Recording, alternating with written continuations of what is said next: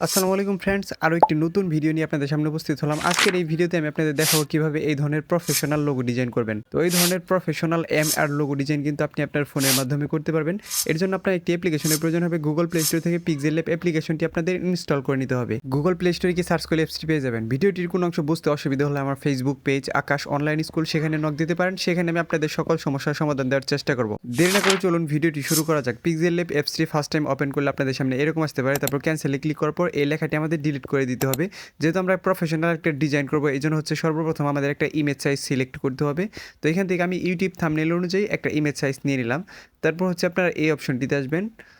Viewers, এই অপশনটিতে আপনার টেক্সট আইকনে আসবেন, অর্থাৎ এই অপশন যে আছে সেই অপশনটিতে আসার পর প্লাস আইকনে ক্লিক করলে একটা নিউ টেক্সট কিন্তু অ্যাড হয়ে যাবে। এখানে ডাবল ক্লিক করে আপনি যে নামটি ডিজাইন করতে চান সেই নামটি সুন্দর করে লিখে নিতে হবে। আমি আজকে দেখাবো কিভাবে লেটার লোগো ডিজাইন করবেন। তো এই লেটারকে আপনি কিভাবে প্রফেশনাল ডিজাইন দেবেন সেই প্রসেসটি কিন্তু আমি এই ভিডিওতে দেখিয়ে দিব। তো এটাকে বড় করার জন্য আপনার টেক্সটের সাইজে যেতে হবে।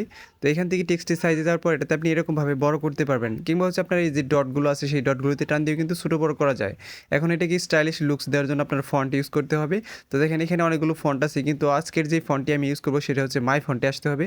অর্থাৎ মাই ফন্টে কিন্তু কোনো ফন্ট থাকে না, এখানে সবগুলো ফন্টই অ্যাড করা হয়েছে। কীভাবে পিক্সেল ল্যাবে ফন্ট অ্যাড করবেন এই নিয়ে আমার চ্যানেলে ভিডিও আছে, ভিডিও লিঙ্ক ডেসক্রিপশন বক্সে এবং উপরের দিকে তাকান একটা লেখা আছে আই বাটন, সেখানে দিয়ে দিব। সেখানে ট্যাপ করে আপনি দেখে নেবেন। তো আজকের ফন্টের নাম হচ্ছে ফ্যাকন। এটা আপনি ব্রাউজারে গিয়ে সার্চ করলে ফ্রিতে ডাউনলোড করতে পারবেন। অর্থাৎ ক্রোম ব্রাউজারে গিয়ে যদি আপনি সার্চ করেন ফ্যাকন ফন্ট ডাউনলোড, তো সেখানে আপনি ফ্রিতে এই ফন্টটি ডাউনলোড করতে পারবেন। এভাবে এটাকে কালার চেঞ্জ করতে হবে। অর্থাৎ আপনি যদি সুন্দর ডিজাইন করতে চান তাহলে কিন্তু কালার গ্রেডিংটা আপনার সবচেয়ে গুরুত্বপূর্ণ একটা ভূমিকা পালন করবে আপনার ডিজাইনে। আপনি যদি প্রফেশনাল লোগো তৈরি করে ফেলেন কিন্তু আপনার কালার গ্রেডিং যদি ঠিক না হয় তাহলে কিন্তু আপনার ডিজাইনটি প্রফেশনাল হবে না, অর্থাৎ প্রফেশনাল একটা লুকস আসবে না। সেজন্য হচ্ছে আপনার কালারের প্রতি কিন্তু অনেকটাই গুরুত্ব দিতে হবে। এখান থেকে আমরা কয়েকটা পিএনজি পিকচার অ্যাড করে নিব। এই পিএনজি পিকচারগুলোর ডাউনলোড লিঙ্ক আমি ডেসক্রিপশন বক্সে দিয়ে দিব, আপনারা সেখান থেকে ডাউনলোড করে নেবেন। তো এখান থেকে আরও এই 4টা পিএনজি পিকচার আমি অ্যাড করবো। এই 4টা পিএনজি পিকচার কিন্তু আমি ডাউনলোড লিঙ্ক ডেসক্রিপশন বক্সে দিয়ে দিব, আপনারা সেখান থেকে অ্যাড করতে পারবেন। আর আপনি যদি প্রফেশনালভাবে এডিটিং শিখতে চান বা শিখে থাকেন তাহলে কিন্তু পিক্সেল ল্যাব দিয়ে এগুলো তৈরি করতে পারবেন। এগুলো তৈরি করতে একটু সময় লাগে ভিউয়ার্স, এজন্য কিন্তু আমি পিএনজি আকারে এগুলো তৈরি করে রেখেছি। তো এইরকমভাবে পিএনজিগুলোকে সুন্দরভাবে বসিয়ে দিতে হবে। দেখেন লেয়ারগুলো নিচে উপরে হয়ে গেছে, এই জন্য হচ্ছে আপনার লেখাটিকে সবার উপরে আনবেন, অর্থাৎ টেক্সটটিকে সবার উপরে আনলে লেখাটি আপনার উপরে থাকবে। এখন আমি এটাকে হাইড করে দিলাম এডিটিং করার সুবিধার্থে। এটাকে কিন্তু আমরা পরবর্তীতে আনহাইড করে এডিট করব।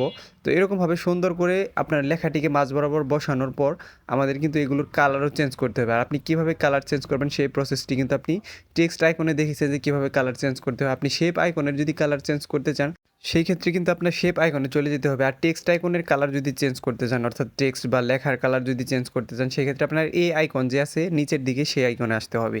তো দেখেন আমি এডিটিং যে করতেছি, আপনি যদি মনোযোগ সহকারে ভিডিওটি দেখে থাকেন তাহলে অবশ্যই বুঝতে পারবেন যে কীভাবে পিক্সেল ল্যাব দিয়ে প্রফেশনাল মাপের গ্রাফিক্স ডিজাইন করা যায়। তো এখন হচ্ছে আরও টেক্সট অ্যাড করতে হবে। দেখেন টেক্সট অ্যাড করার জন্য কিন্তু আমি শেপ অপশন থেকে না, টেক্সট আইকনে ক্লিক করে তারপরে এখানে কিন্তু নিউ টেক্সট অ্যাড করলাম। অর্থাৎ আপনার লেখালেখির জন্য আলাদা অপশন, এমনকি শেপ আইকনের জন্য কিন্তু আপনার আলাদা অপশন। অর্থাৎ আপনি টেক্সট আইকনে যেই অপশনগুলো পেয়ে যাবেন আপনার শেপ আইকনের ভিতরেও কিন্তু ওই অপশনগুলোই পাবেন। কিন্তু আপনার পিএনজি পিকচার, শেপ আইকন, অর্থাৎ এগুলোর কালার চেঞ্জ বা যে কোনো ধরনের ডিজাইন করার জন্য আপনার শেপ আইকনে আসতে হবে। এবং টেক্সটের যে কালারগুলো আছে বা টেক্সটের যে সাইজ, ফন্ট স্টাইল, যে আপনার 3D ডিজাইন সেগুলো করার জন্য হচ্ছে আপনার ফন্ট আইকনে অর্থাৎ টেক্সট আইকনে ক্লিক করতে হবে, অর্থাৎ এ আইকনে। তো আপনারা যদি সেকশনগুলো বুঝতে পারেন যে কোন সেকশনে গেলে আপনি কীভাবে কালার চেঞ্জ করতে পারবেন, কীভাবে এডিটিং করতে পারবেন, তাহলে আপনার ভিডিওটি মনোযোগ সহকারে দেখতে হবে। কারণ হচ্ছে যে আপনি একদিনে যদি প্রফেশনালভাবে ডিজাইনার হতে চান তাহলে কিন্তু পারবেন না। আর এই এক ভিডিও থেকে কিন্তু আপনি এরকম সুন্দরভাবে ডিজাইনও করতেও পারবেন না। এই জন্য হচ্ছে আপনি চ্যানেলটি সাবস্ক্রাইব করে রাখতে পারেন। আমার এই চ্যানেলে শুধুমাত্র আপনার পিক্সেল ল্যাব রিলেটেড যে ভিডিওগুলো সবগুলো ভিডিও কিন্তু এই চ্যানেলে পেয়ে যাবেন। অর্থাৎ পিক্সেল ল্যাবের যদি আপনি কোনো সমস্যায় পড়েন তাহলে আমার চ্যানেলের ভিডিওগুলো দেখে আপনি আপনার সমস্যাগুলো সমাধান করে নিতে পারবেন। তো এখন সুন্দর করে এই লেখাটিকে এরকমভাবে কার্ভ করে অর্থাৎ বাঁকা করে তারপর হচ্ছে এই শেপটার উপরে বসিয়ে দিতে হবে। আপনি যখন কার্ভ অপশনটি ইনেবল করবেন তখন কিন্তু হাত দিয়ে আপনি ছোটো বড়ো করতে পারবেন না, আপনার টেক্সটের সাইজে গিয়ে এই লেখাটিকে ছোটো করতে হবে। এখন এই দুইটা লেয়ারকে মার্জ করে একটা পিকচার বানাতে হবে। কারণ হচ্ছে আমরা যে লেখাটা লিখছি সেটা হচ্ছে আমাদের এখানে আপনারা শেপ বের করবো, অর্থাৎ খোদাই করে একটা ডিজাইন তৈরি করবো। আমি দেখাচ্ছি। এখান থেকে ইরেজ কালারটি ইনেবল করার পর এখান থেকে টলারেন্স বাড়িয়ে দেবেন। তো দেখেন এখানে কিন্তু আমাদের মিম রাকিব যে লেখাটি আছে সেটা কিন্তু ফাঁকা হয়ে গেছে। তো এরকমভাবে আপনার ডিজাইনগুলো ট্রিক্স খাটিয়ে করতে হবে। এখন আরও যে পিএনজি পিকচারগুলো আছে সেই পিএনজি পিকচারগুলো আমাদের এখানে অ্যাড করে নিতে হবে। আর পিএনজি পিকচার অ্যাড করার জন্য যে প্রসেসটি আমি দেখালাম, এই প্রসেসে কিন্তু আপনি খুব সহজেই পিএনজি পিকচারগুলো পিক্সেল লেভে অ্যাড করতে পারবেন বা ইম্পোর্ট করে নিতে পারবেন। এখন হচ্ছে এই ক্রাউনটাকে আমাদের এই রিং অনুযায়ী অ্যাডজাস্ট করতে হবে। অর্থাৎ হচ্ছে আমরা যে রিংটা নিছি যেরকম বাঁকানো আছে আমাদের ক্রাউনটাকে কিন্তু সেরকম বাঁকানো ডিজাইন দিতে হবে। এই জন্য কিন্তু আমাদের অ্যাডজাস্ট করতে হবে। যেহেতু আমরা রিংটাকে একটু ছোটো বড়ো করে নিয়েছি এই জন্য কিন্তু ক্রাউনটা মিলে নেয়। আর যখন আপনি শেপগুলোকে না মিলাতে পারবেন তখন হচ্ছে আপনারা একটু অ্যাডজাস্ট করে নিলেই কিন্তু আপনার এটা মিলে যাবে। এখন হচ্ছে সাইডের যে একটা লতা ছিল লতা পাতা সেই ডিজাইনটাকে আমরা এখানে অ্যাড করে নিব। আর এটার স্পেস একটু বেশি সেজন্য হচ্ছে আমরা একটু ছোটো করে ক্রপ করে নিব। অর্থাৎ বাড়তি যে অংশগুলো আছে সেগুলোকে আমরা এরকমভাবে ক্রপ করে নিব, তাহলে আমরা এটাকে মুভমেন্ট করতে পারবো সুন্দরভাবে। এখন এটাকে এরকমভাবে অ্যাডজাস্ট করার পর সুন্দর করে একটা সাইডে বসিয়ে দিবেন এবং এটাকে আমরা কপি করে অপর পাশে কিন্তু বসাতে পারবো। এখন ক্রপ অপশনে যাওয়ার পরে এই মিরর অপশনে ক্লিক করলেই দেখবেন যে শেপটা উল্টো হয়ে গেছে। তো দেখেন এখন কিন্তু দুইটা শেপ হয়ে গেল, অর্থাৎ একটা শেপ দিয়ে আমরা দুইটা কাজ করে নিলাম।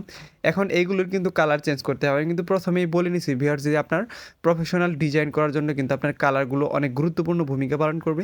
এই জন্য হচ্ছে কালারগুলো আপনার খুব সুন্দরভাবে অ্যাডজাস্ট করে নিতে হবে বা কালার গ্রেডিংটা আপনার প্রফেশনালি শিখতে হবে।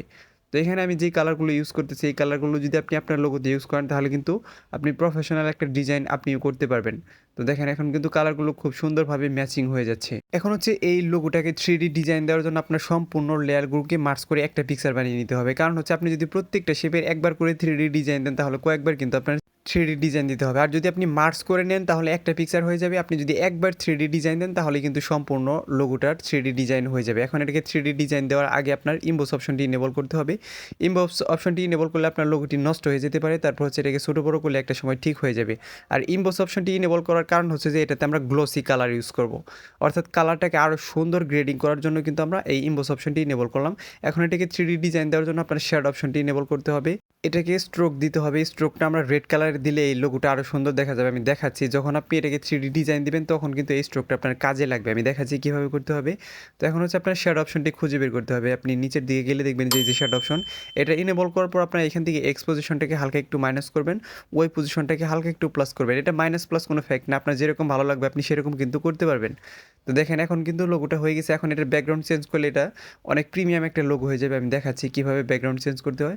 ব্যাকগ্রাউন্ড চেঞ্জ করার জন্য আমি যে অপশনগুলোতে চাপ দিয়েছি আপনার কিন্তু এইভাবে ব্যাকগ্রাউন্ডগুলো চেঞ্জ করতে হবে। তো দেখেন কতটা প্রফেশনাল এবং প্রিমিয়াম একটা লোগো ডিজাইন হয়ে গেছে। এটাকে শেয়ার করার জন্য শেয়ার অপশনে ক্লিক করবেন। এখান থেকে সেভ টু গেলে ভিডিওটি ভালো লাগলে দয়া করে আমার চ্যানেলটি সাবস্ক্রাইব করবেন। ধন্যবাদ সবাইকে।